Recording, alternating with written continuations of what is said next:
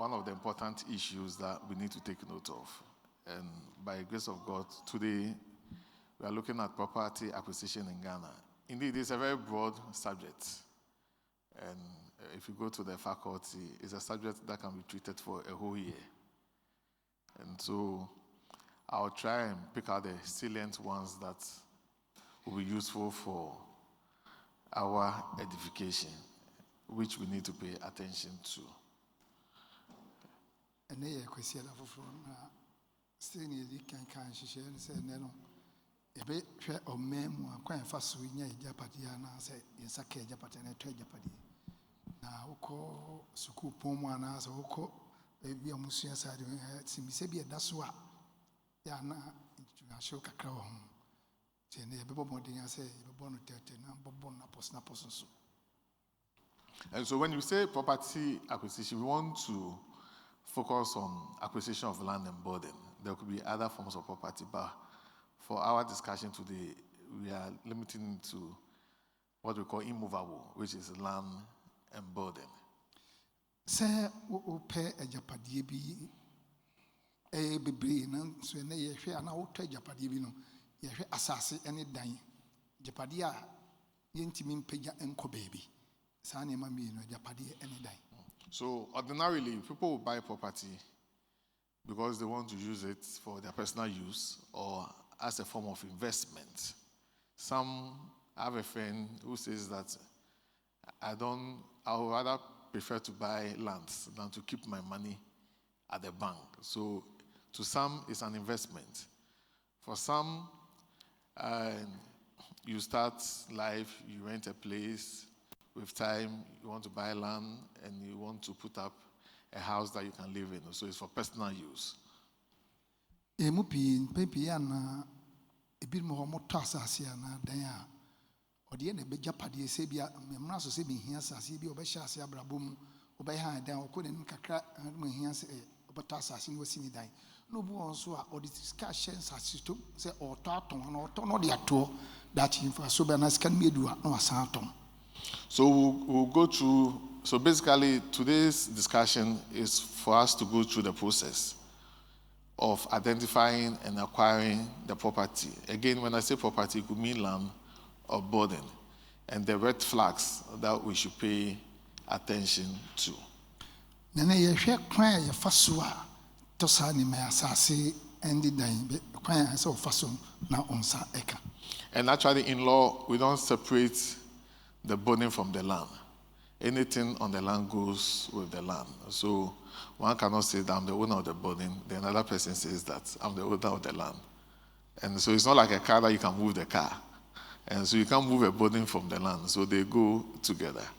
Si ehe asase a edensi so anipa mienu intimi ncha intimi ngo nipa mienu sa ba ku intimi nka se asase me India ofofo nso nka se edan ya media nti insanse ade a japade a intimi mpegya enko baabia nti se dan ya odi a intimi nyi mfiri asase so na asase do aso intimi manka se mejima asase yuda na mfama asase. Okay, so let's start the process. Let's start looking at the process towards the acquisition of a land. So first, you identify the land. So assuming this is the land you intend to buy, or this is the land which is up for sale, you first need to make a few inquiries about it. Is it a family land? In Ghana, we have 4 main types of land. Either it's a stool land, it's a family land, it's a state land, or it's a private land. Those are the 4 things that should come to mind. Either it's a stool, and when you say a stool, as in when you go up north, skin, as it belongs to the whether it's chieftaincy, kingship, so it's a stool land. Beyond that, there are also families who own lands, and the states also have vested lands, and they are private lands. Sebi awoko asase bi na opesoto asase ni dawa esese oye hwehwe mu sanso mai mu ye won asase ahodo nan ene wo asase bi wo ha eyoman asase ebi wo ha eye himfo anasa akonwa bi asase ebi ye abusua bi asase anase ankorankora bi nso asase. Okay, so now once you've identified the land, the next step is what we call due diligence. And so if you come, you've seen, imagine a compound is what you want to buy. You've seen it, it's a and you're aware that it's a family land. You start conducting your due diligence. And due diligence is quite broad. And so we'll go through the steps of the due diligence. Sibia wa ho asase bi wa nhwemu se ayabusua asase o se wo fa kwan so a edan kwan pepepe ye nhwemu no akokodu abusua no. Okay, so with the due diligence, first you start by conducting a search to establish the title of the vendor. When you say vendor, it means the person selling it. And so again, let's use the example. Let's take that it's a family land. And so you are dealing with whoever introduces the land to you. You need to make your necessary inquiries. So if it's a family land, who is the head of family? Because in Accra here, there are situations where family members who are not heads of the family, neither are they principal members of the family. If you're not careful, they may end up selling land to you. Then becomes a problem. And so you need to establish and also ascertain who the head of family is. Because in law is the only person, to the extent that it's a family, but I'm using family land because most lands in Accra are family lands. It's just a few places that you see stool land or private land. But essentially, majority of the lands are family land. Around Danfa, even where we are situated, Kwema and the rest, most of the lands are family lands. And so you need to inquire who the head of family. In fact, there are situations where maybe the head of family is passed, is deceased. They have not appointed a new head of family. Within that period, if you are not careful and you proceed to acquire land, they will produce an indenture for you with the name of the head of family with a signature. Meanwhile, that head of family is deceased. And so you need to establish the identity and the title of the person or the family claiming they are the owners of the land who intend to sell. Yes. Emfanse wako ho asase bi no ahwehwemu no se abusua asase a de o kan de etesi won kra ha pa se o se ye nhwemu na dosko na hu edin e da asase no so abusua panyin asase bia edin da so bia abusua panyin na edin da so de so o ye nhwemu na bowuram na akọ ne tire na mpempi no o se ana abusua panyin bia na wafirim se wa ahweyi a abusua ni bi ni ti se o asase e dia e no kure o yebusuani wo bom so obusuani ampa nso obusuani abusapani awu obasi sankrata e bibia ma de kata to so abefuchini din ahase ne dia ma wanhwe ya e kwa kwa fa asma ba san se abusapani awu na bia e wo ya ese edi ni sianan sianam ni mo hwe ya busuani betimi atoma e so ya hwe yi so obaku anim totin akohu ni awda abusuana. And again, if it's a stool land, then your interest is who is the chief. Because if it's a stool land, it means that it is only the chief, or when you go up north, the regent is the person who has the capacity to dispose of the land. And so again, you need to ascertain who the chief is. For all you know, maybe the chief is passed. If the chief is passed, it means that within the period that you are buying, there's a likelihood that they will still be able to produce an indenture for you. Meanwhile, they don't have a chief. And so you need to inquire. So just to recap, we are going through the process of the due diligence. And the first thing that we are looking at is the vendor's title. We are trying to identify and establish the capacity of the vendor. And when we say vendor, meaning the person who is selling, the seller. Let me use the word seller. The seller's title. You are making all the inquiries to establish the identity of the person who is purporting to sell. There are instances where fraudsters may even post as the owners of the land. So you need to establish the identity of the person who is selling. Especially so that even in Accra, there are a lot of intermediaries. And so if you are not able to establish the real identity of the person selling, you may fall in the hands of fraudsters. Okay, the aim said a test baby MP yenim. Ebi ana ye nkonya asase ana ahemfo bi dia. so udos now come or hene potty assassin a yanity. So one here a bimpo no hin were film. They ain't see henny. Busini bit me unity. I am so I chiamiana bibisa or bayan sassin catania mauna would dear may be beer, no one here. Okakotamani, Sans in Pipino. So he no way in see assassin don't quite any dark kianiki will be pepese. Obenyahu in Yanam. Now, the next step is for you then to evaluate any document that they give you. And so, again, excuse me to say, buying land is not like buying, let's say, banana. And so, after you've inquired about the title of the vendor, you need to ask for documents. Okay, what documents do you have in respect of this land? And sometimes they may drag a bit, they may not want to, but there should be a document in respect of the vendor. So if it's a family, by all means, the families have documents to prove that the land is for them. Maybe they have judgments, maybe they already have a lease. In Accra here, most of the lands that you see, either they are from Teshi or Nungwa, they have quarters. And so when you go into the history, the initial acquisition was by Nungwa, then they gave some to Teshi, then Teshi also have quarters. And then they assign it to the quarters and the rest. So there are always documents. Accra here, you will find documents on every land. So you need to ask for the document. Beyond that, the minimal document that you should request for is a site plan. They need to, at the initial stage, when they discuss. Meanwhile, bear in mind that at this point, you haven't made any payment, and you shouldn't make any payment, because you are still trying to establish the basis upon which the land is being sold. And so, beyond you requesting for the document, when I say document, I mean title, judgment, whatever it is, you need to also have a site plan. They may be reluctant to do it at their cost, but you can offer to pay for the production of the site plan.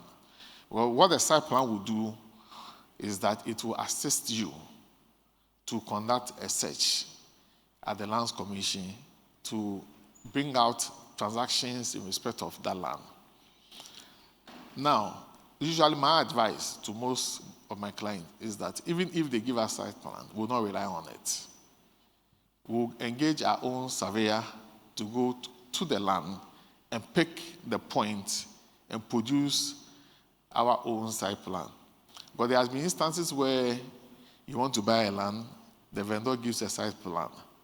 But when you go on the ground, it is distinct and separate from the one that was shown to you. So let's say this land is shown to you, our company is shown to you as the place that they want to sell. They give you a site plan. If you're not careful, that site plan will take you to the toll booth.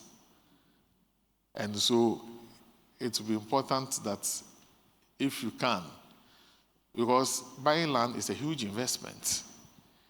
And so it will be good if you engage your own surveyor to pick the exact spot so that you can use it then to conduct the search.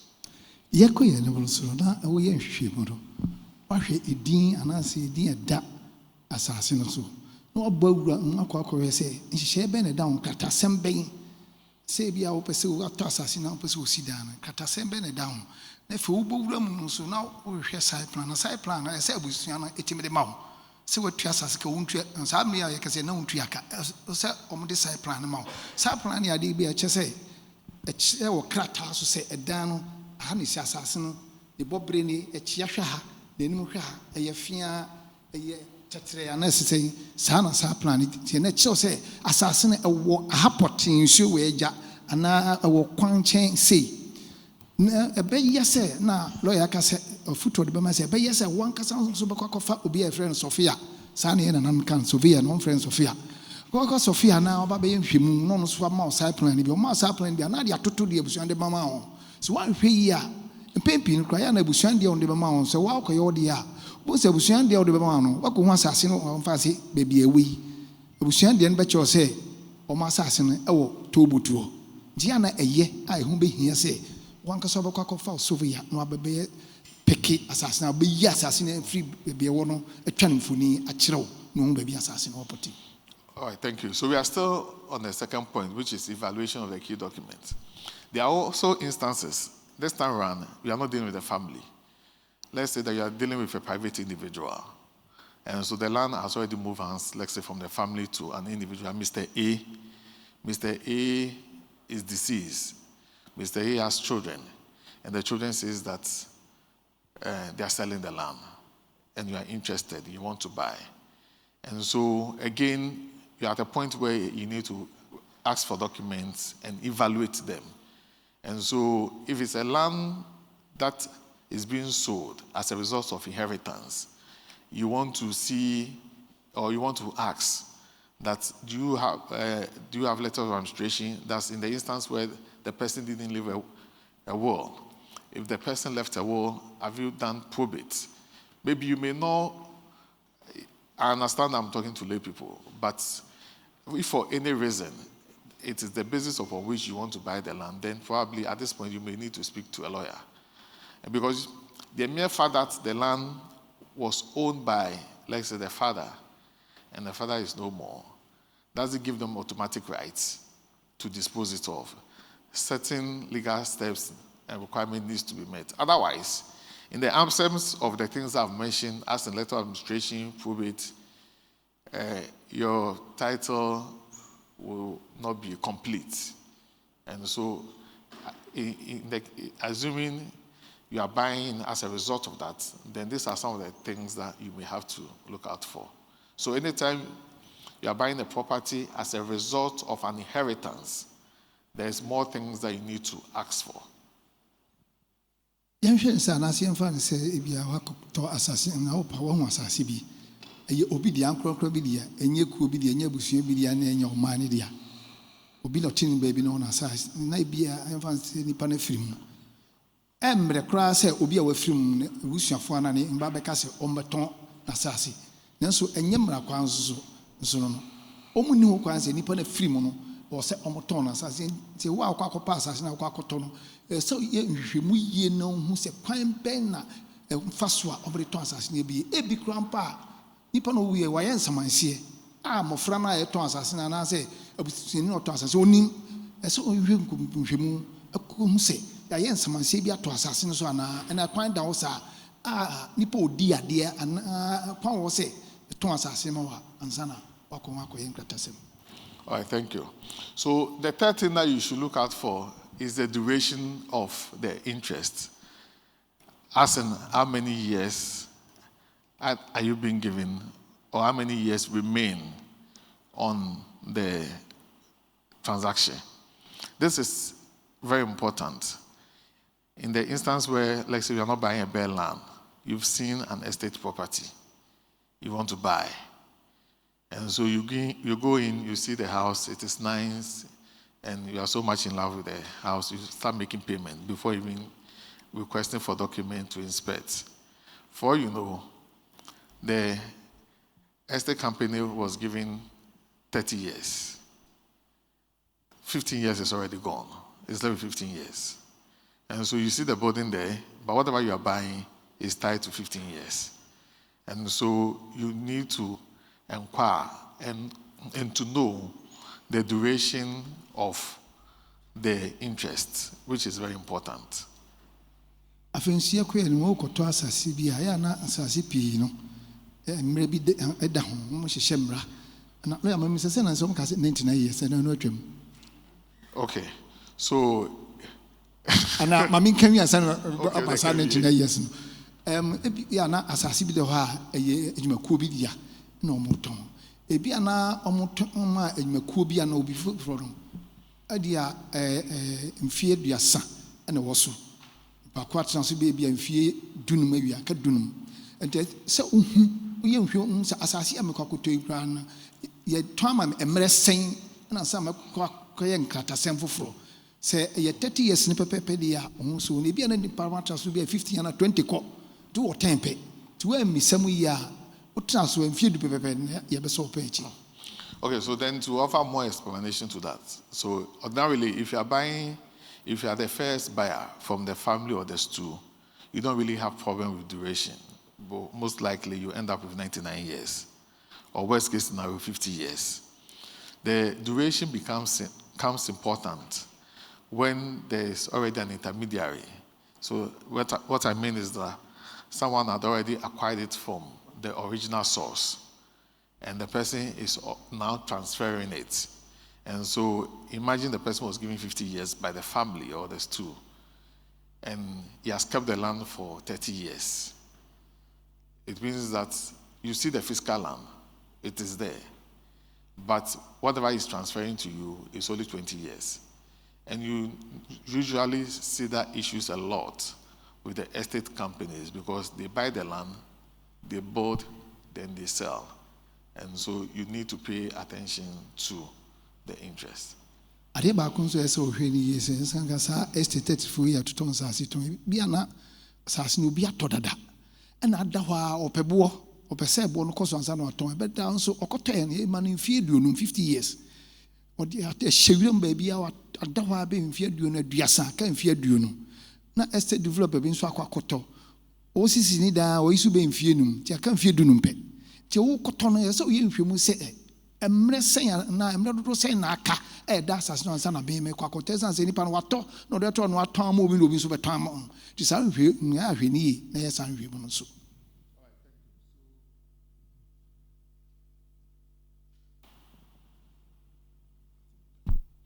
Okay, so your fourth step, we are now moving to the fourth step. The fourth step, always conduct search or conduct searches. It's very broad.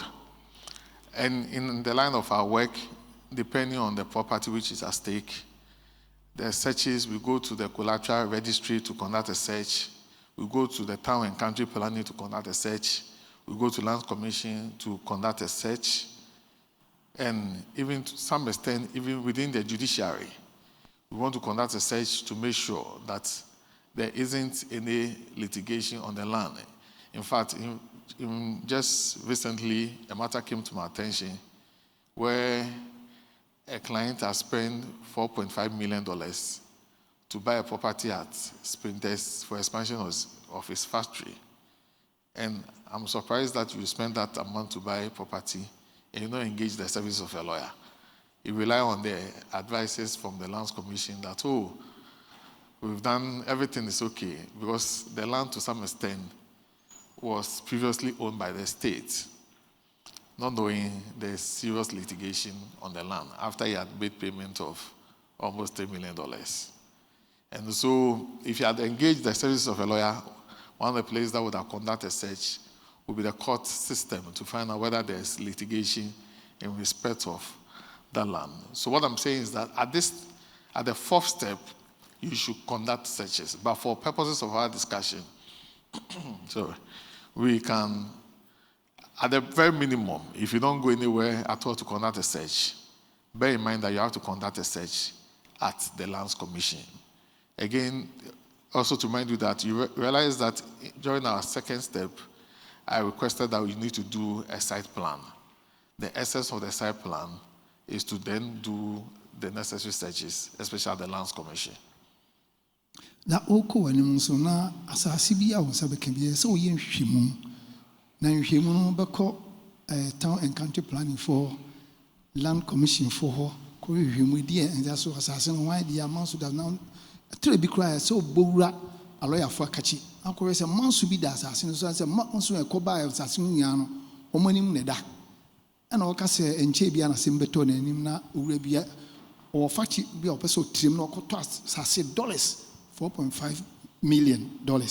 Or the one year ye na a year no kakra. Sena Mansu Cassia das as Nanya Semkitua. Inti would a 1 year crano.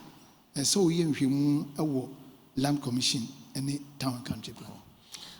Let me also make this point that if the land that you are buying or the building, whether it is land, no encumbrance, or a building being sold by estate and it's in a developed place, try as much as possible to go to the town and country planning to do a search.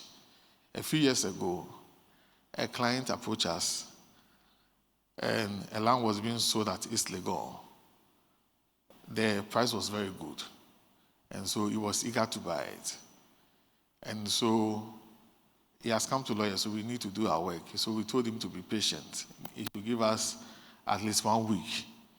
And so one of the places that we took our search to was Adenta Municipal Assembly to inquire about the identity of the land.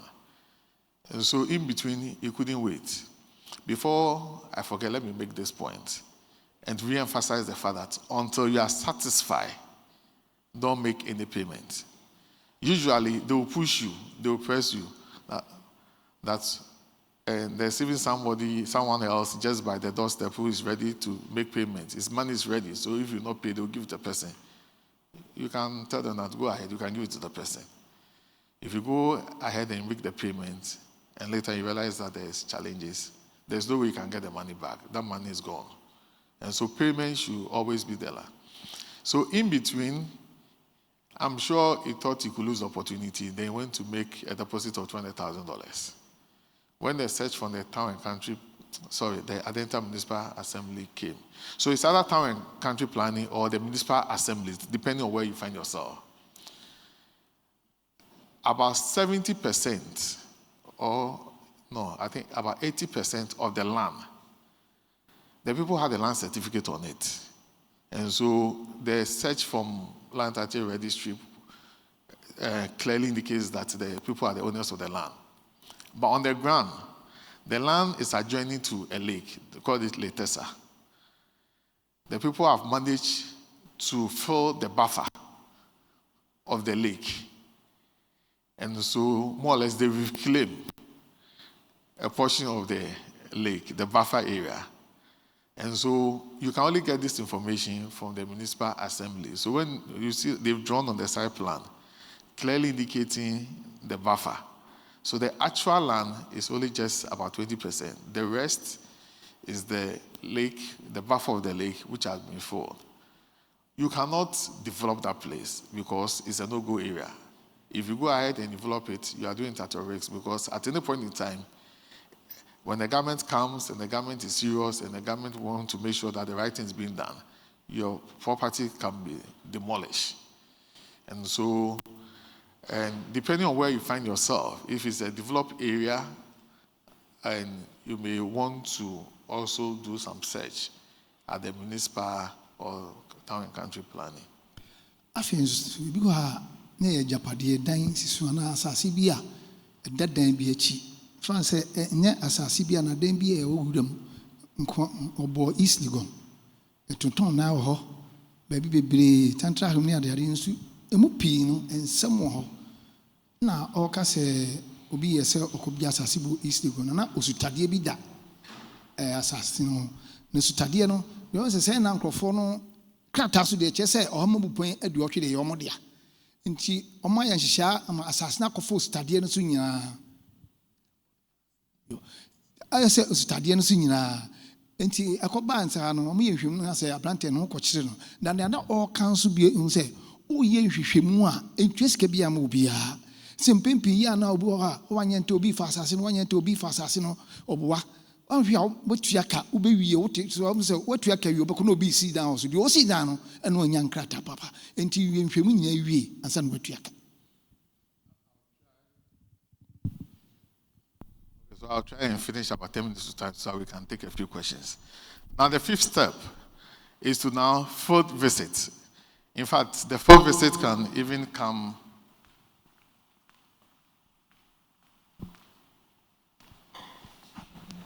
All right, thank you. So there has to be a field visit. It can either be at the initial stages or in the middle. Whatever it is, you need to visit the land. Because the steps that we are going through, there are steps that, bear in mind, you've not made any payment. You are still trying to be certain that this is a land that you want to spend money on. So you need to visit the land. It's important because you cannot be spending. There are instances where people make payments and the rest, when they don't even know the identity of whatever they are buying, they've not been there. And so the field visit is extremely important. It's for you to see the property or the land with your physical eyes whether you really like it. For all you know, maybe it's even a waterlogged. I think sometimes the best time to buy land is during the rainy season. And then you get to know the waterlogged areas. When you buy it, the dry season, everywhere is dry. You really know whether the place is waterlogged or not. And so we think that the best time is to buy is the rainy season. You get to know whether the place is waterlogged. Bear in mind, if the place is waterlogged, you are likely to spend more money to develop whatever you want to develop there and the rest. And so the field visit, apart from helping you to know the identity and the challenge, it also helps you to make necessary inquiries. Indeed, even as lawyers, when it comes to due diligence, we don't even limit it to the registries and all that. We go to the land. We pick a car. We go to the land. We talk to the neighbors as part of our field visit. The neighbors are able to give you first-hand information that ordinarily you wouldn't get through the formal searches. Years ago, I think when I was even in the law school, my friend was buying a land at Aplaku. Those of you know the Reja area. So he came from Obasi and he said, we should go to the land. At least I was in law school, so I had some small knowledge. Not much, but small. And so the taxi that we sat into the land, so then I started engaging the taxi drivers. Sometimes some of the people that you can talk to know issues concerning land areas are taxi drivers. And so when we were going, just when we got to the place, then I asked him that, how many times have you brought people to this land? He said, several. Then I asked again that we are interested in buying. Does he have any information on the land? He said, this land, the way people have come to fight on this land, it's not easy. So just when I told my friend, Masa, you heard it yourself. I will not advise you. But the mother was somewhat insistent. I think that the mother believed the son has more money that they can buy and start building something. And so he didn't get back to me. He only got back to me after he has gone to make payments. And he has gone to deposit sand and stone and other fashion. They've come to waste the sand and stone. And that was when he phoned me. But there was nothing that can be done because that land, you cannot fight the people who have interest in it. So later, they had to relocate him. And even where he was even relocated, another person came to sack him. So eventually, we ended up somewhere anyway. But the point I'm making is that there has to be a field visit. The field visit helps you to know the exact state of the land and also assist you to ask the neighbors. The neighbors will provide you with information on the real issue on the land. Ade bako ehia ne se ho se odi ho bo modern de wani kohwe asase no so tu anamo na nkọ ho empempi wo konso na nkoto mo atete ho no a hu bi be koso a obetumi bisa nsem bi a nukure bi e fa asase no obenya na no ka so mo ko bi hu sa na tede babo ne ko no bisa no se nipa dodo se na ode mo ba ho se onipa bebre no se o me kwa asase manage no se masa mesre o menko ho na ampa achi nu sa ampa na manso eleso ti betumi aye ne sa. All right, thank you. So by this time, you've done a lot of the necessary due diligence. And meanwhile, you are negotiating. So I expect that by this time, the negotiation has gotten to an appreciable level. Then whatever amount that you agree on, the advice is that you always make a deposit. Never make a full payment. They may demand for full payment, but never make a full payment. So you do a deposit. And part of the condition for doing the deposit is that you want to take physical possession of the land. It's two things. Either you take physical possession or documentation. I would prefer to take physical possession with the deposit. And so physical possession then assists you. You see, you cannot be more than careful. As someone said, a man is only careful when he buys a white shirt. And so you can do all that we are talking about, but there could still be something that may not come to your attention. And that thing may come to your attention after you've taken physical possession. And so physical possession, there ought to be an activity. You deposit sand, you deposit stone, you deposit blocks. If it's not fenced, you can start digging the trench for the fence. And so that will also give you another opportunity to know whether there is any adverse interest. If any other person has interest in it, the person will show up now that the person has seen that there's someone on the land. And so at this point, you've negotiated, you are proceeding to make payment. Don't make full payment. Just do a deposit. And as part of the condition for doing the deposit, it's your request to take physical possession so that you can start something to see whether anyone else may show up. I feel why you should mean the abanse I was a ukutu assassin cadence, Uchiaka, in training in a tree binenkebi. The word tree means no, a so tramon assassin could ye be so. Say assassin your dear, and for one who assassin on the NHS, all the aboni and Nabuso. Now for what shall say cry a two foundation now to obi. A honor as in China should do assassin or obi unity. Inti Aketran Yamin training, Utrebne cabin, no be a moundia. If we can echo, no, Juma. Thank you. So at this point, we are almost at the conclusion, meaning that you've more or less purchased the land. And so bear in mind that it's important that you register your land, which will be our last point. So you've purchased it, you are in physical possession. The next thing is don't keep the document. Proceed with registration, register it, and get your full title and deposit. In the registration, again, there will be requirement for you to pay stamp duty. There will be stamp tax elements that you may have to pay. But the bottom line is that register your land so that at least you know that your title is complete. We'll take a few questions. Okay. You will be Biana if you are register as a for your dear crocodile Udi and the son. As a Misebuha would be a baby. If I show a question, I bet me on the mic na bro. But may start questions and 2 months as well. Na mabaon chain. Uncle Rosenberg, I have a question. What starts here? No can say you don't separate the land from the building or whatever is on it. Yes. So I brought a case to your attention last week that a group of us bought 50 acres at Aban here. Then 2005, when we bought it, we eventually had to go to litigation. And this year, we have been blessed with a judgment in our favor. Somebody made a statement that Mokona say, Omu Jimmy as and the court gave us such rights that we can demolish, we can do whatever we want with the land. The person said, Muduha, manasa mokoto padlocks. No mokobubu omo locks no. No more locky, feeling in Ayamodia. It sounded very strange. But now that you are saying that the land is not separated from the property, how true is that statement? Okay, so the initial comment that was made clearly was made out of ignorance. And there are legal process that one needs to go through to execute a judgment of the court. And so they will go through the process, a writ of possession will be issued, then the writ of possession will be effectuated. At that point in time, we call him the deputy sheriff. So in taking possession, then the sheriff will go lock up the places, put a padlock. And okay. Then basically move the people out of possession. Okay. Because the issue has to do with the land. And anything with the land goes with the land.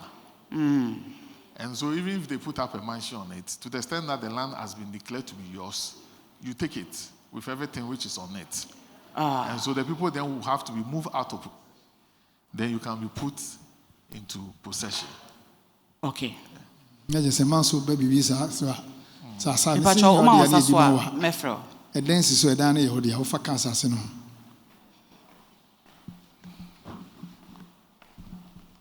Okay, so my question has to do with when a lease has expired. Let's say I bought a land, and let's say it was 50 years. What happens when the 50 years comes? Because here is the case where we are thinking about maybe our children, and so what happens? All right. And so, okay, so as part of you checking the interests of your seller and the rest. One thing that you may also look out for, whether there is an automatic clause for renewal. And so if there's an automatic clause for renewal, that means that at the expiration of the 50 years, the renewal clause automatically kicks in. If there's nothing of that nature, after the 50 years, it means that you have to start renegotiation with the family, with whoever owns it. And in fact, I'm doing one where my client interest has come to an end. The people have proposed new terms, and the new terms are ridiculous. But meanwhile, they've not given us peace to enjoy the property. And so it's a basis for us to contend anyway. And so you have to look whether there's an automatic clause for renewal. If not, that means that you have to re-engage them to negotiate for a new lease. Right. Any other? There's one here.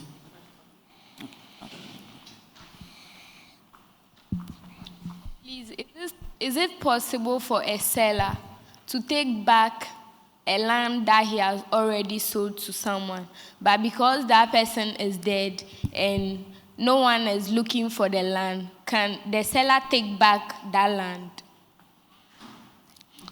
Okay, so my first response is that no.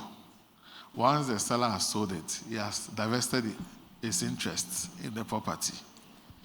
But there are some lease agreements where they put in a clause that you opt to develop it within 2 years or 5 years, failing which they can re-enter. And okay, let me break it down for you to understand. And so there could be some, you see, when you buy a land, they give you a document. That document, we call it can be lease assignment, but let's use lease. Or let's use agreements. In the agreement, it has been written that you have to develop the land within 2 years, within 5 years. If you don't develop it, the seller can take it back. And so if that is the case, then what it means is that the seller can re-enter and take it back. But if that is not the case, and the seller has already sold it, the seller cannot take it back because the person is dead. If the person is dead, the land or the property goes to his family. It doesn't go back to the seller. Is it clear? All right. Thank you. Yeah, I wanted to know, is it necessary that when you are doing the search, you should have a photocopy of the site plan, or you need the original site plan for the search? All right. So usually we use the photocopy because it's a request to the Land Commission for them to do it. They don't need the original. They need the photocopy. They only request for original if probably the photocopy that you sent wasn't that clear. But otherwise, if the photocopy is clear, they will use it as the basis to do the search. And let me say, you see, when it comes to the search, we have the formal search and we have the informal. And so maybe if you are the type that you are very mindful of money and you want to save on almost everything, you can get there and they will tell you, oh, let's do an informal search for you. It's the same as the formal, but the formal is quite expensive. The informal, you cannot vouch for the certainty of the result. And because there are times that maybe I'm in a hurry, I just want to see something. I have people there, I'll call for informal. The feedback will come. I'm still not convinced. Then I'll ask for a formal one. When the formal results come, you see that it's different from the informal, what we call window search that they gave you. So it's good that you've asked the question. So let me make the point that when you are doing the search, do a formal search. Formal, it will come with a formal result. Then you see the transaction. Any other? Okay, Pastor Man, okay. Yeah. Pastor, you have a mic? Okay, yeah. Let me take Mom, then I'll come to you. You so bought a land and you started with the registration. Yes. In the course of the registration, the one who was doing the registration for you passed on. Do you have to continue or start everything again? Oh, okay. So It means that there's an intermediary who was assisting you to do the registration. What it means is that your document is already with the registry, and they are in the process of perfecting your title. So you don't need to start. You just have to continue. All right. Thank you. Yes. Okay. So my question has to do with estate companies or real estate. Most of them put out an offer that you are buying. But then in case you buy from them, when the lease is up, maybe they got the land and it's 50 years, whose duty is it to renew, and where do you come in terms of dealing with the original owner of the land? Okay, so it depends on the estate company and how they want to regulate. For some of them, once they sell it to you, that's the end of it. In fact, some of them, let's say they might have taken 50 years, and they are giving you 35 years. So it means that when your 35 years expire, you still have to go back to them to renegotiate. So it depends. In some instances, they will deal with the original owners, then you will deal with them. For some, once they give it to you, that's it. They wash their hands, they move on. And so then when it expires, you have to then deal with the original owners for the renewal. And I believe that's the, okay, just last one. Because of time, we'll just take the very last question.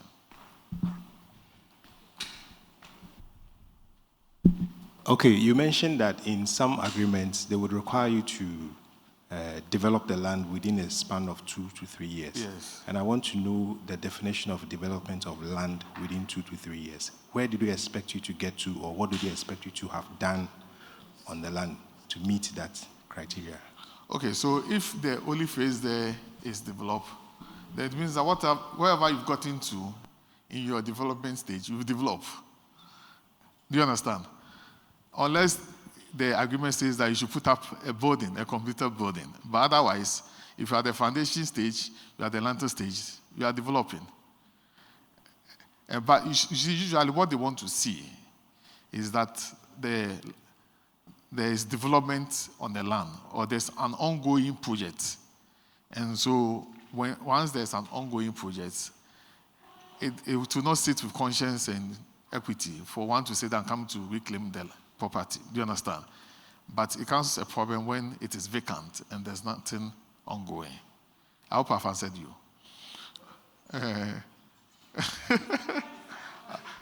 No, maybe after yes. Doc, maybe after the session we can. So let me end by saying, but whatever the cases, once you have managed to accumulate money, buying land, it's a big investment. You might have saved for a number of years. Whatever the cases, once you have managed to do a deposit in respect of a land or purchase a land, manage to find money to start developing it. In Accra, as we speak, don't buy a land with the intention of developing it in 5 years' time. You not come back and meet the land. You come back to meet litigation. And it will cost you more than the purchase price of the land. So whatever the case is, once you manage to buy, manage to start developing it. Don't buy, and don't be in a haste, maybe as a form of investment, to be buying multiple lands. It's not worth it. When you buy one, develop it to a certain level before you proceed to the next. Otherwise, if you end up with vacant lands, there's a likelihood that you may end up with none of them. And so once you buy, please attempt to start developing it. Thank you very much.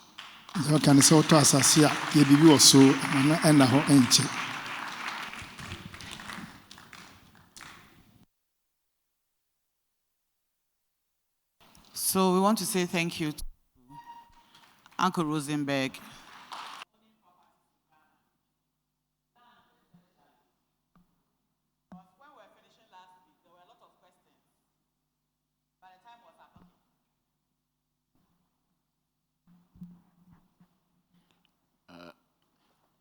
Good morning. Please, I want to know how long does it take for a person to register a land? The duration.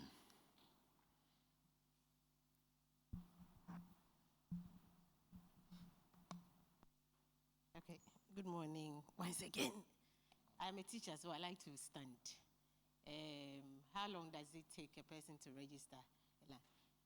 Me mekanokre. And also mekanokre. I think officially, it's me say 3 months, sometimes 6 or 1 year. But so pay Uma underground, no crane, no kaya, sorry them, pop it in your one. Uma brown envelope, you beat me facilitating in terms of the amount. Oh, yes. So 6 months, 3 months, sometimes 1 year. It depends on who is helping you to do it. But if you can facilitate it, I think, I can't say, the facilitation is like okay, so you fuel the person's hands. Oh, yes. Recently, I think somewhere last year, there was a report that some officials from Lands Commission have squandered some money. And also count. So the official amount will be something like 2,000. 1,000, but 2,000 but sometimes you can go for 5,000 to facilitate one. I'm doing one for somebody. One estimate, official estimate. Then the facilitation, you tell them, oh, cancel. If you want it, we have some people, our friends can help you to do that. It means that you have to cost some money to add to the official fee. So the state may take 1,000 or 1,005 for your registration, but you may end up paying about 5,000. Because I have to source you, I have to source you, I have to source you, I have to source you. And we will come back from already. This is my experience. I don't know about my brother, but that's what it happens there. So you can have 3 months. If everything is legit, within 3 months, you should be able to have your documentation. Another excuse they will give you is that their system is down. So the system down, it has nothing to do with anything. But trust me, if you're able to facilitate it, the system will work faster for you. This is my experience. I want to tell the truth. Thank you very much.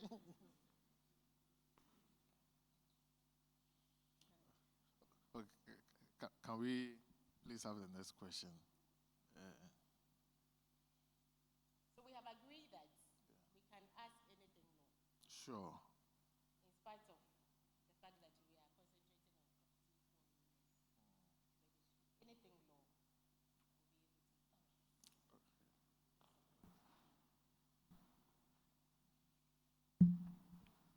low. Please, my next question goes, is it necessary when you have a land and there's a building on it, is it necessary for you to pay property rate? And if you don't pay what are the consequences? Okay, so usually property rate is imposed by the assemblies. And so it's one of the levies that you need to pay. And so if the question is it necessary, the answer is yes.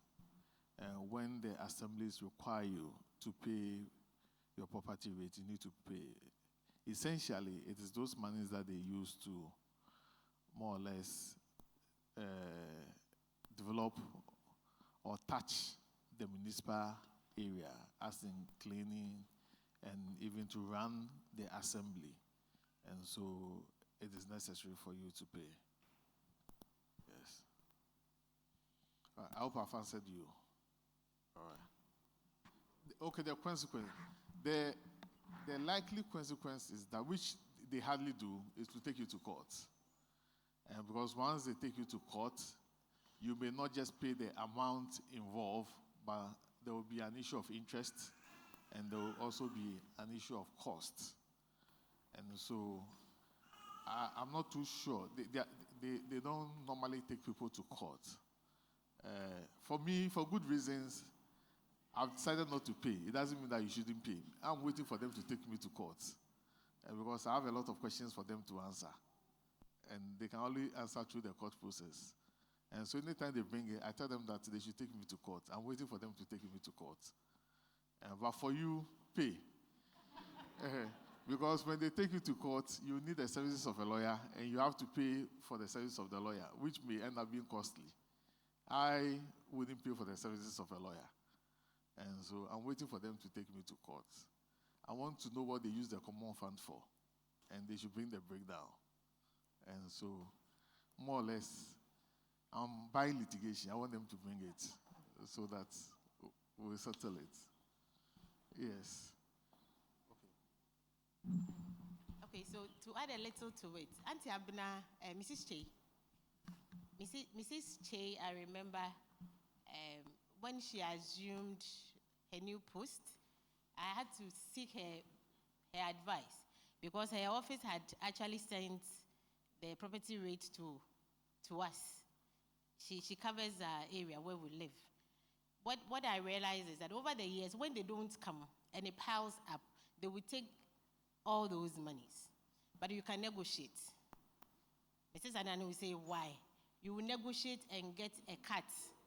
As in, if you are supposed to pay 20,000 officially, you can negotiate and pay less than that. It's not like he's saying, don't do it. So the idea is that it is the state that should come for the money. But it is also our civic responsibility to pay, even when the state does not ask us for it. But most of us, we don't do it. So when it comes, that is when they get so aggressive and very antagonistic. But if you are willing to pay, and then you realize that your money is too much, or the amount they are asking you is too much, you can negotiate and pay half of that amount or less. I think Auntie Abena one day will be able to help us to answer what they use the money for. What they use the money. Where I work, my office space, they recently pasted the pay or you go to court on all the buildings at Hacho. Almost all the buildings. I had to take mine and send it to my landlord. Okache said, lawyer, and I was like, Papa, why? So I don't know what they use the money for. And they haven't come around in a very long while. They are still pasted there. They haven't done anything. But please, when they do, like lawyer is saying, you find a way, because it's our civic responsibility to make these payments to the state for the development of our municipality. Sweethearts, you are welcome. Okay, thank you. Please, concerning the registration, I understand that there's a back door that you would have to pay something less and quickly will be done for you. I want to know more about that and also to ask that in future, if I should go through the back door and there is some misunderstanding or issue, do I stand a chance of winning?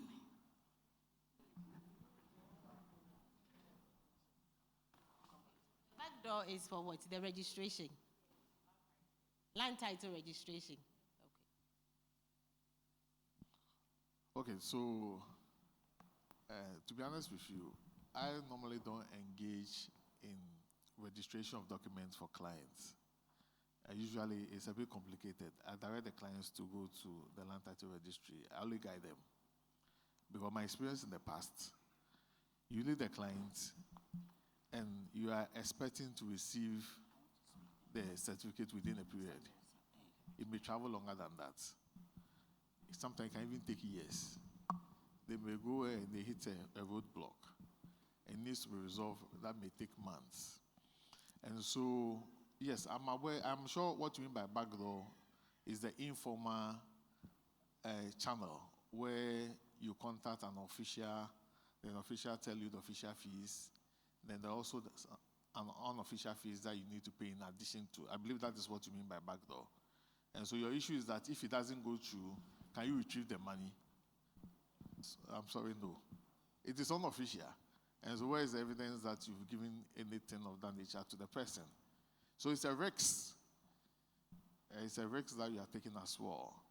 And so as much as possible, you want your certificate, but at the end of the day, bear in mind that any other money that you pay unofficially cannot be accounted for. And so when you're making those payments, you have that in mind. I think her question was that should it go to court does she have any means of, it's like, winning? Okay, so basically, the unofficial money is money which is not accounted for. Okay. And there wouldn't be any evidence to suggest that you've given any She's not talking about the money, she's talking about the documents. Let me give an example. Recently, for the past 5 years, a colleague on campus has been in court over land. Okay. Here in Oyarifa. Okay. And they were the first to buy the 3-acre land. Okay. They put a caretaker on the land. And the caretaker somehow went behind and sold the land to somebody else. They thought they had correct documents because they had done the documents. But apparently they went through the back door to do the documents. Okay. Unfortunately, the judgment was given last week. Okay. And Dr. Mankwa Apoku is broken. Okay. She's broken because she's realizing now that the judgment was based on the title. Okay. And the title was fraudulent. Okay, so the question... She thought she had done the right thing, All gone right. through the right process, but used the back door. Okay. Okay, So the she's asking that question- in that kind of case, I get this. So Uh-huh. it's about the legitimacy of the document. Exactly. The end product. exactly. Okay, we get you. Again, it's equally a risk because when you go through the back door, then you need to be satisfied that whatever has come out of it, the land certificate, is a legitimate document. And there are processes where you facilitate to speed up the process. It doesn't mean that what we're giving to you is not legit. And so, ordinarily, I haven't come across a fake land certificate. Yes, you can. So, if I'm understanding the question you're saying that. Oh, sorry. Can everybody hear me? And first of all, sincere apologies for coming in late. So, per your question, you are saying that you spoke to an official in Lands Commission. He gave you a bill cheaper than the statutory fees you would ordinarily pay. He was able to procure land title certificates for you. But just as you said, it was the back door. The land title certificate in itself is proof of a legal interest you have in the land. It's like when you write BEC, they give you a certificate to show that you've gone through primary school, you've come to JHS 1, JHS 2, JHS 3, and you've written the BEC exams, right? So this certificate is to prove that you've come to apply for your land to be investigated to see whether whoever gave it to you has given you a valid title in the land. So the certificate is only proof of that title in law you've been given.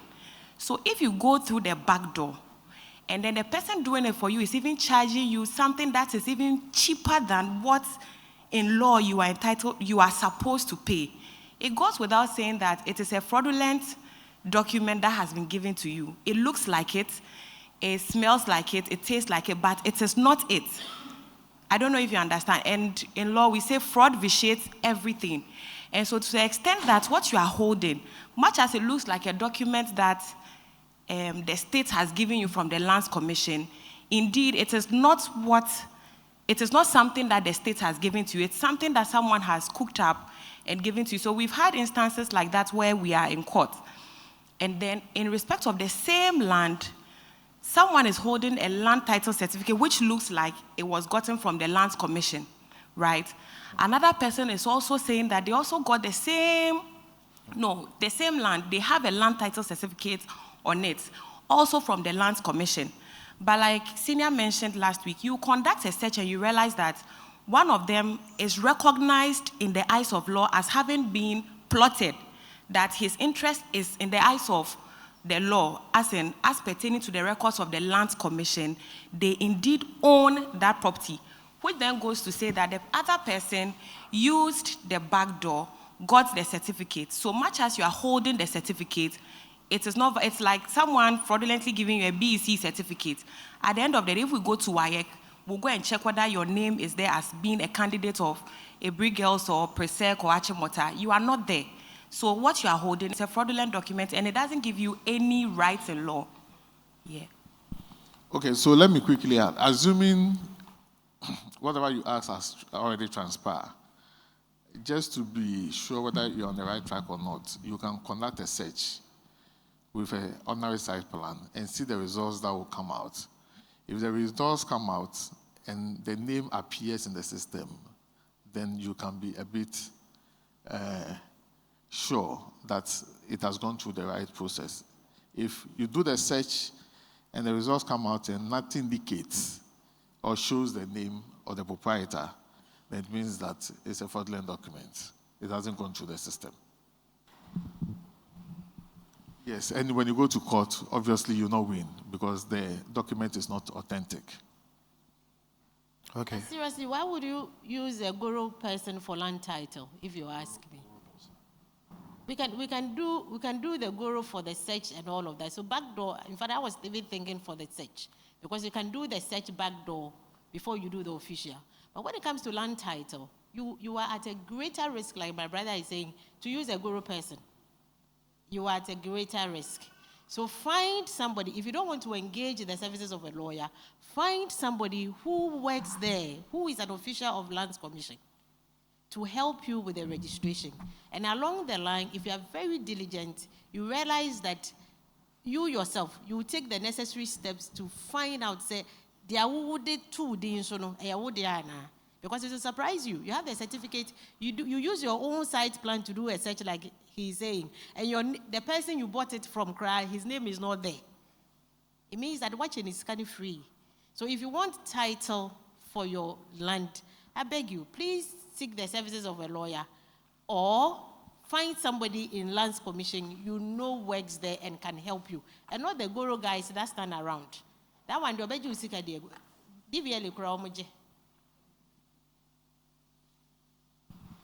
Okay. Thank you. Yeah, please, I would like to find out, how do you engage the services of a lawyer? And what exactly does a lawyer do in terms of land acquisition to assist you through the process?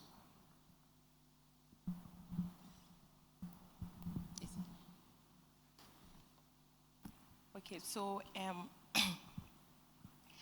essentially, because the transaction is between two parties, the lawyer knowing what pertains to, what the laws are pertaining to acquiring land comes in to facilitate the process for you. So the initial stage is what we call client consultation.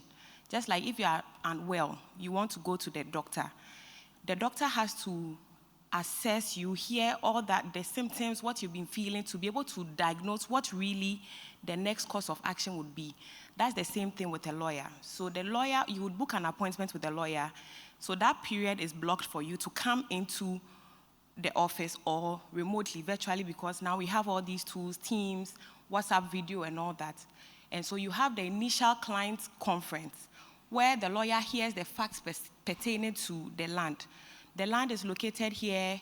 I'm interested in acquiring it. These people have come forward and they are claiming they are the sellers. So at that point, the lawyer would ask you questions about who they are, what they are claiming, their interest is. Have they given you any documents to show any interest they have in the land? So when that happens, based on the facts that you've given to your lawyer, then fees are negotiated. The lawyer will tell you, they'll charge you X amount, 1 CD, 2 CD, whatever the amount is.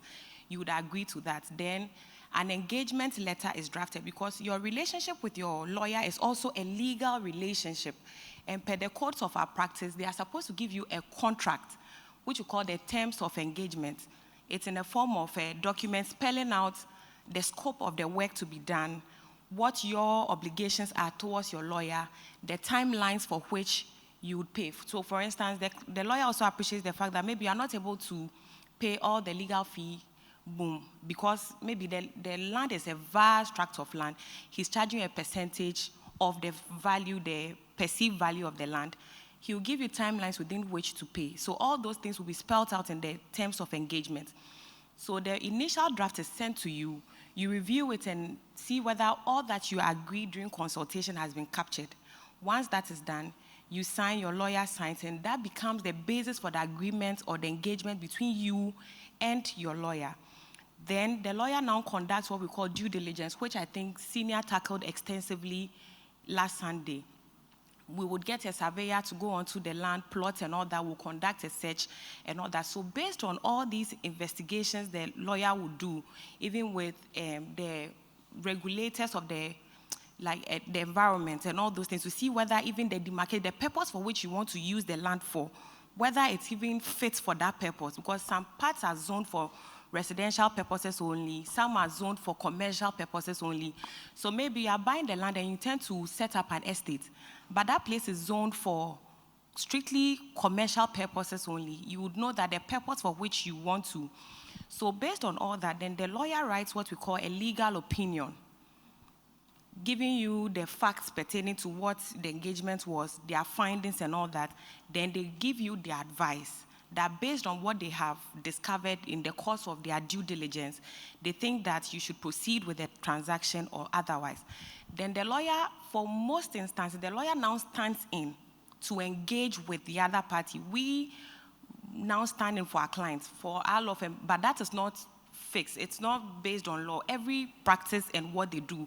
So when it comes to the transaction, we now stand in and then do the transaction on behalf of the client. We'll draft the necessary agreement and all that. After we have satisfied ourselves that indeed this land is legit, it has no issues, you've checked with the collateral registry, you've checked, you've done all your due diligence, then you proceed with the step. Then we are also able to advise our client based on our experience that, you know what, I think with respect to the transaction, just pay a certain percentage in the interim, go onto the land, take possession, put trips of sand or blocks on the land. If there's really an adversary who is also claiming an interest in the land, within a week or two, they'll come forward.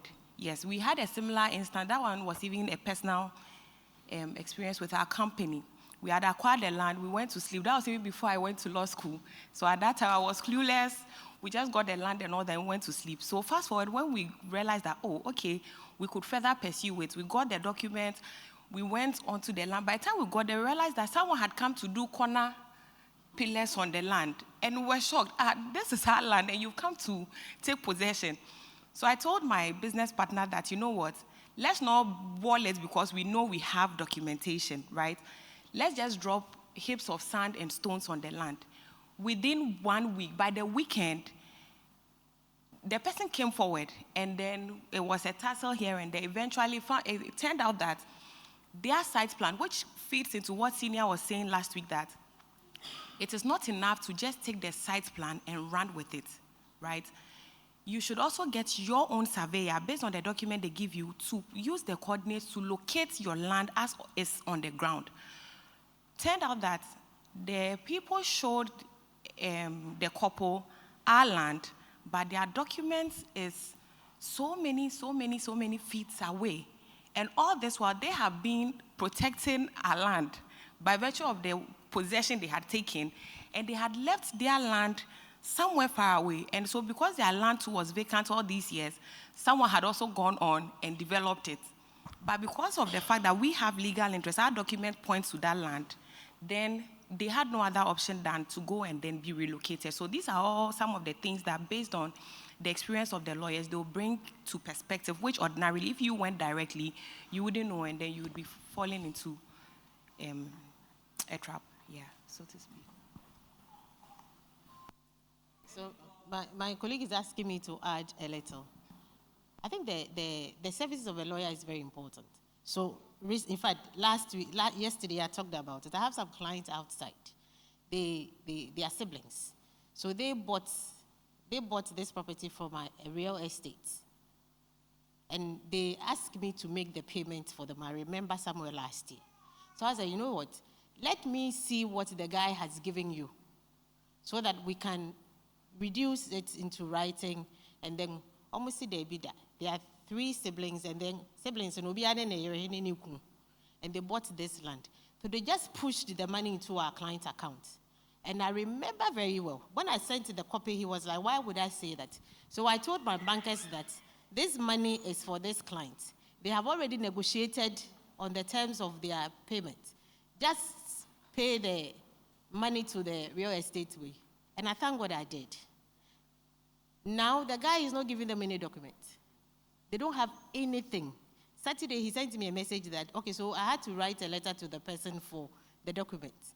And they gave us end of March. Saturday, they sent me a message that end of March, and I'm saying, you know, Asamoah, I told you engage a lawyer. How much cry are we going to take? Seriously, how much? So we have a scale of fees that regulate how we charge. But I always tell people and my friends, my way, that because of the relationships that we may have, we are likely to go below the scale of fees, and then we satisfy you. Pay something small, you didn't. Now, millions of dollars or Ghana cedis they've paid. The guy is nowhere to be found. So I don't know what we are going to do. I am seriously, this is what they radify me. I am trying to punish them. Because I asked for small 5% on all the things that they are buying, you know. So they did the negotiation themselves, and now they just sent me the money. And I was wondering why the money was in my account. They said, oh, we just want you to pay the guy for that. I said, fine, we've paid the money.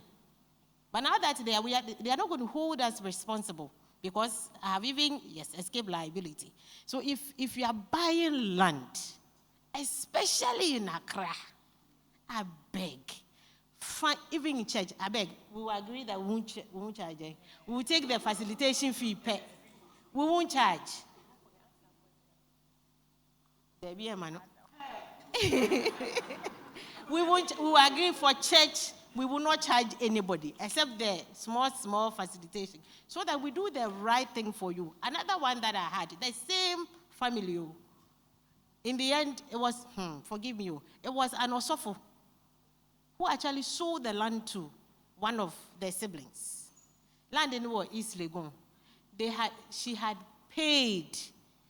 The problem was that she collected money from her brother in Canada to pay the Osofo here in Ghana. I'll mention the Osofo's name.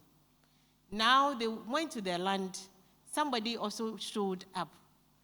I just asked that they should give us the site plan. Besides, Nama, did you do this? Oh, yeah, yes, site plan results in yours. Okay, let us also do. Hey, now, Director CID, Lydia. Now, Director CID, the land was East Legon. And I said, sister, go and find the Osofo. We have used all means possible. We can't find the Osofo in Ghana. And the money is gone. The land lost. So that's why I am begging. On behalf of my colleagues, we are begging that if anybody wants to buy land, a car we can let you buy. But land, even if it is 1 square land, you approach us so that we help you with the due diligence we are saying, and then the terms of the payment, and of course, how everything should be done. That one, you can sleep. But you are not going to pay more to find us, because per scale of fees, we are also charging you according to percentages on the property. The value of the property is how we charge, even though that's not how they pay us. So we are begging. This one is a plea from us that if you have such interest, approach us so that we find ways and means of getting it done easily without the many headaches that come with buying land in Ghana. All right, thank you. So before the next question comes, let me just add a little. So your question is essentially why engage a lawyer to acquire land? One of the reasons, in addition to all that is said, is that the lawyer is able to know the litigation pool areas, especially in Accra.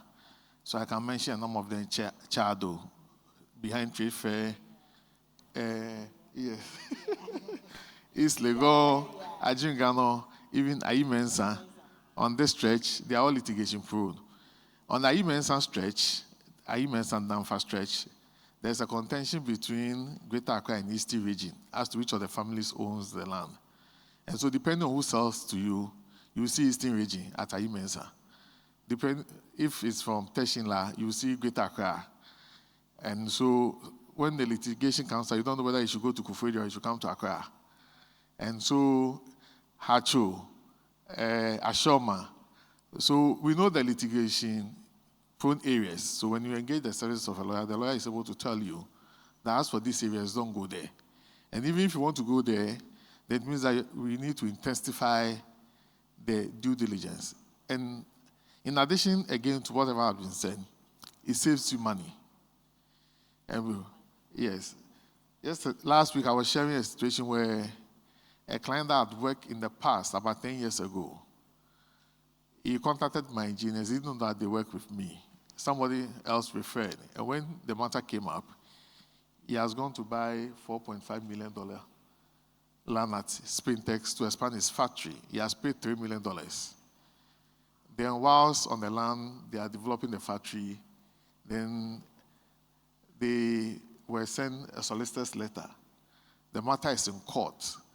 The seller sold the land to him with another person.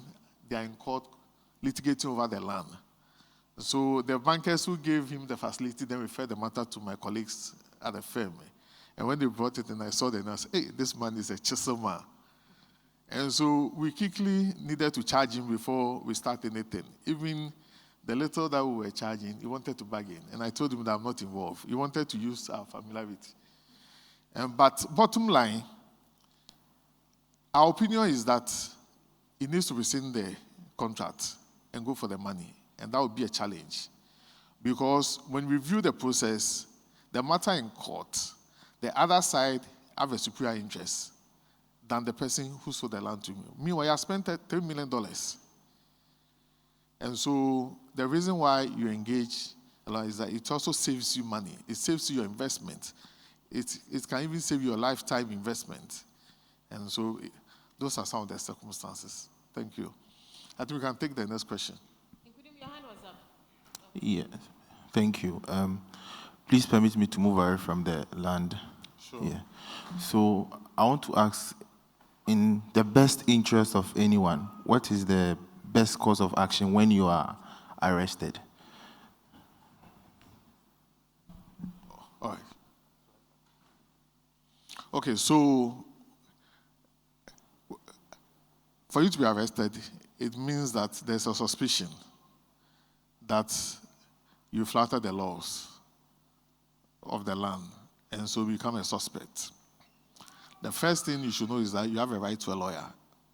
Even if they don't inform you, you have a right to a lawyer. So in your interest, you can insist that you want to speak to a lawyer. You may not know the entirety of the laws that governs the right of a suspect. So your first position is that I'm entitled to a lawyer and I need to speak to a lawyer. And until my lawyer arrives, I'm not saying anything. You're entitled to it. Secondly, you're also entitled not to speak. These two are very fundamental and extremely important. Otherwise, anything that you say, they will reduce it into writing and you will sign. And once you sign and you're giving admissions, I tell clients that if you go and confess, your mother cannot even help you. Even if your mother is a judge, she can't save you.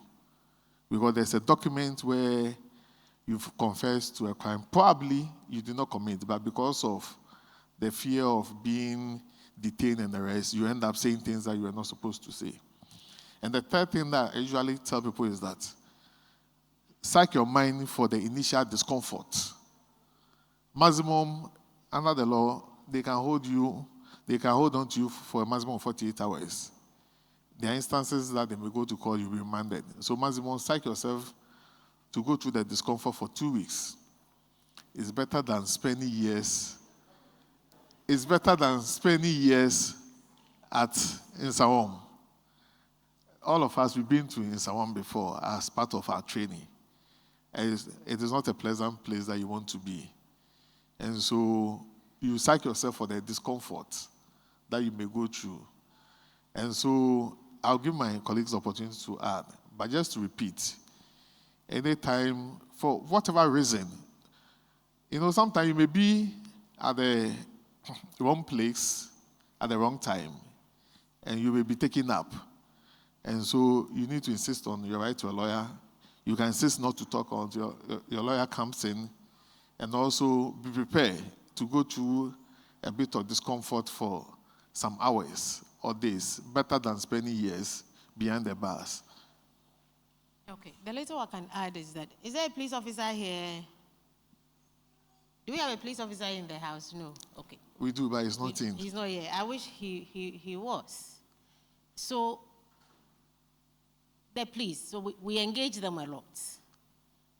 The police will always believe that whoever complained to them is right. For a default reason, that is how they react until they hear you. So he said, you are a suspect. You are a suspect to anything, even a phone theft. And the reaction towards you will be very antagonistic. Endure. Very, very antagonistic. You would have to endure. Because if you don't endure, that is when you are forced to say all those things. That is when you are forced to do. And you know the police, the moment you say anything or do anything, that is not expected. They are not expecting. Charlie, forget. So please, I always tell my students and clients, be nice to the police even when they arrest you. Don't be rude, because their default, whatever is, you were against me. And this is how best I can tame you. Don't be rude, be civil. Be civil with them, and then take your necessary rights further. Your right to be heard, your right to a lawyer, your right to even keep quiet. The right to keep quiet. Until I find my lawyer. And sometimes they even bully you and not giving you the access to call your lawyer. You would have to, like he said, endure all of these things. Because the moment they force you and you write it, if you don't take care, they will even write it for you. When a police officer writes your statement for you, forgive me, you are in trouble. So you write it, cover everything. So we are taught that you write one line, you finish writing all the lines. You fill every part so that they don't even get any place to find way. May I have a better experience with the police? And forgive me, my police officer friend, if a police officer wants to lie against you, you are in trouble. You are in trouble. We all believe that what he's saying, because he's a colleague, is the right thing. They did that to me at police headquarters. Because I didn't refuse, so they asked me to pour my things out to be searched. And I was like, I am tired. I am seated. You pour it. So I just pushed it down like this one. I said, Madam, search it.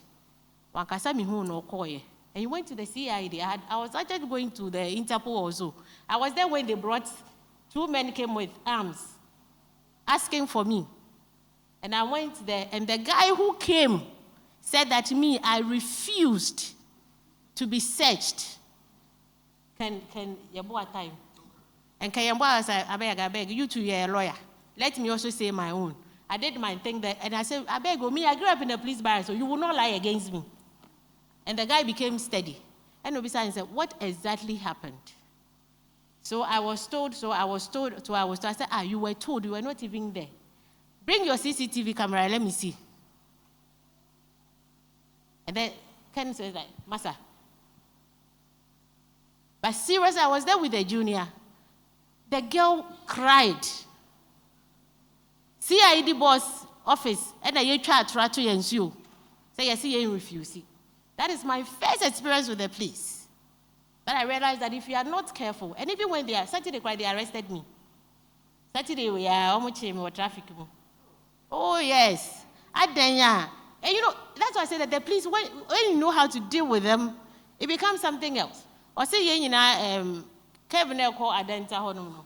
It was normally it's a 1 lane. I joined the 2nd lane. 2nd lane, the track be the many. The track had 10. It'll be a come go say, and I'm sure me call her, say there before station me back. I say that I say, what's my offense? I say, bring your license. I say, no problem. License is at home. I have a right to give you soft. And what's my offense? Didn't I see that lane I'm fire and was the wrong? I'm saying, but everybody was. I say, but our camera captured you. This Saturday, our camera captured you. I said, really? Bring your camera. I said, Master, you are being selective with your justice. And I said, where do you work? I said, I'm a lawyer. A lawyer for dear. And I said, no, I don't even have to tell you. Even if I'm an ordinary person, you are being selective with your sense of justice. So I'm begging you, ask for the police. They have their default thing all together. Forgive me, but I don't base why saying that. So you just be civil with them, and then don't let them bully you to writing. I had a matter in Lekma that they forced the guy. Guy now go school that. So he was just saying the thing, and the police or the investigator was writing his English. In the end, it was some lotto B, lotto phony B. In the end, it was the guy admitted to operating the lotto without license and all of those things. It was later in a conversation with him that the investigator actually said that I saw no one until Professor Council, I had to write for you. I said, really, you wrote for him? Before this guy could untangle all those things, you know. So I'm begging you, just be civil with them, but what is right, so that you do the right thing before you go to Insamum, and then you forget about us. Forgive me.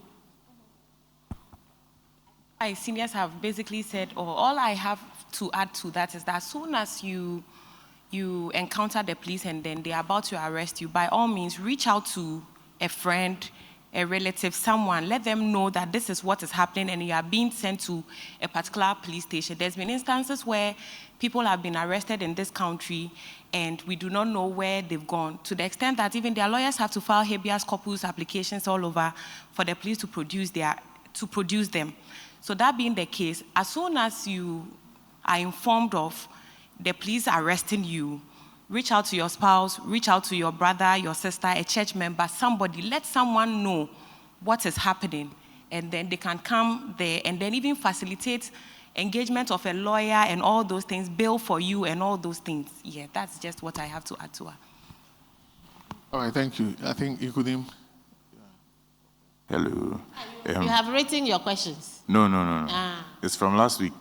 So I'm just checking if it's still there. If it's not there, I'll just ask whatever is in my head. So last week, Lawyer Rosensberg spoke about a period, like if you buy a property, there's like a period of 50 years. And after that 50 years, you have to re-register for that land or whatever. Yeah, so I was just asking if there's like a legal way to buy that property and, how do I say this? Like, make the property yours so that you don't have to re-register for it after that period of time. Oh. Okay, so I think that the point that I made was that if you are buying the property, not from the original source, when I say original source, maybe from the family, from the stool, or freehold. Usually when you say freehold, it means that it's not tied to any number of years. It is till the kingdom come. But if you are buying it from a third person, meaning that there's an intermediary, so you have to look at the residue, what is left on the lease. So assuming what is left on the lease is 50 years, then you need to find out whether there's an automatic renewal clause. Usually you see a clause for automatic renewal for 45 years, not re-registration, but renewal. And so as for the renewal, if it is automatic, then you should know that upon the expiration, it will automatically kick in. So you don't need to worry. But if there's nothing like that, then you should have it at the back of your mind, and that, let's say, after 50 years, you will have to engage the owners to renegotiate a new lease. And so it's some of the things that you may have to take into account when buying. If you think that what is left on this is 15 years, you don't think that you'll be in a position to engage in renegotiation, then you don't go for it in the first place. Some, they want the location, and so they don't mind. They can take the initial 15, 20 years upon expiry, then they'll enter into renegotiation. Some also don't want to go through that headache. But the important thing is knowing. And once you know, you decide as to what you want to do. But it wasn't so much about re-registration. Once you register, that's it. It gives you title. But it has to rather do with renewal upon its expiration. Okay. My daughter here has a question. She says, what if the landlord decides that I'm not selling again after 50 years? What rights do you have and what do you do? that is the risk that you take. Risk. In buying a property where the residual doesn't have automatic renewal. So that can happen. Yes. I think his point was, how Okay. does he get the land so that he doesn't have to renegotiate he wants it forever? Okay, so currently,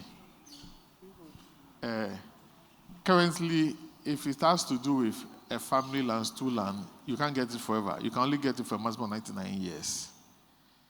And so that's when you're buying from the original source. But if you're buying through a third party, what I mean by a third party is that someone that had already purchased it from the family, now he wants to sell it. So you can only get what he possesses. And so if what he has on his property is 50 years, that's all that you can get. You can't get anything more than that. And so if there isn't an automatic renewal clause, then what you should know is that at the end of 50 years, there's likely to be new lease. And so you investigate. That's the essence of investigation, the due diligence, so that you are clearly aware of what you are buying. Okay, so in the event when there is an automatic renewal clause, do you go back to renegotiate or you don't pay anything again? You pay something, but the renewal is certain. Okay. Now, what is left is how much you pay. If you cannot agree, it will end up in court. For the court to determine what is fair and reasonable and conscionable for you to pay as a basis of the renewal. So just to add a little to what Senior has said, before, currently the 1992 Constitution and the Lands Act prevents us from actually having lands, like interest in lands. I'm using these terms so that at least we can all understand. In perpetuity, previously it used to be the thing that you could actually have freehold interest in land that you bought from a family or from a stool, right? So before then, some people have had those interests which now they have in perpetuity because the law is not back-looking, it's forward-looking. So if you had your land then and at the time, they gave you a freehold interest, what it means is that you are lucky, you have it in perpetuity.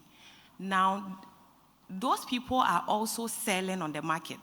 So it's possible that you had a freehold interest in your land. You do not have any timelines to it. But now you want to sell that land. That one, you can convey all your interests in that land to the buyer so that it's not a lease agreement that will be drafted, but a conveyance. You are saying that whatever I have, I'm giving to you to also continue forever. But if that is not the case, then you are entitled to just a leasehold interest. And the law says that it cannot be more than 99 years for citizens, and for non-citizens, 50 years. Now, because of the fact that the schools and the families are realizing that if they make it 99 years, in their lifetime, and probably the lifetime of their next generation, they would not have the residual or reversionary interest to renegotiate the lease. They are now giving shorter leases. So the law says 99 years, but now you would hardly find a lease that has 99, especially in the developed parts of Accra. You get a maximum of 60. Now you bought your land, let's say in 2000, and you got 60 years. It means that having held the land for 25 years, you have only 35 years left, right? So that is where the lawyer then comes in to actually, based on their knowledge of the law, check for you that how many years is left on the lease vis-a-vis how much you are being asked to pay. So that if it's left with just 5 years, 10 years, 15 years, and then you are asked to pay this much, then really it's not value for money. You would have been there thinking, oh, I'm going to stay on the land in perpetuity, but that would not be the case. Yes. Okay, our time is almost up, so I'll allow a last question. So you can wrap up for us. Thank you. Council, I think last week, per your submission, you did mention of re-entry. You never mentioned of any document apart from the site plan. I just wanted to find out, how and where will you find those information governing the land, whether it has been given to you to develop it within 2 years or 3 years or 4 years? That's what I wanted to find out. Okay, so, well, thank you. This is equally a very good question. And so usually the clause on re-entry, either you find it in the conveyance. When you say conveyance, it could be a lease, it could be a deed of assignment, whatever document they give you other than the site plan covering the land, you see the clause in that. There are times that for a high-end acquisition, there will be an initial document, which is a sales and purchase agreement or an agreement to purchase. You see the clause there, the re-entry clause. And so in effect, in order for you not to be confused with the titles that I mentioned, any document that they give you other than site plan, it means that you have to go in clause by clause or get a lawyer to assist you to review it. That is where you see the clause on re-entry, where they put it that you should develop it within 2 years or 5 years, failing which they can re-enter the land and take it back. So it will definitely not be on a site plan, but it will be on a document covering the land, whether it is a lease, assignment, indenture, whatever it is, or sales and purchase agreement. That's where you find it there. All right. Okay, so we are very grateful for this platform, the opportunity to share our knowledge and also to help the church when it comes to issues of the law. All that we are asking is that we can do the right thing by seeking the right help from the right persons. Fortunately, we have lawyers here. We have doctors and all of that. Any professional that you need help with, I'm sure that we will make our services available for the church to use. So thank you very much. She said it, so I have nothing to say. Okay, so on behalf of the church, I want to say thank you to Lawyer Rosenberg, Lawyer Akusi Asa Asante, and Lawyer Esinam Anani. We are grateful. They have offered their services to you for free, but you pay my fees. Remember, when you go, I have 5% cut. So please make use of them. And thank you for coming in your numbers to make this a success. We are grateful. Thank you. Thank you, lawyers. I see.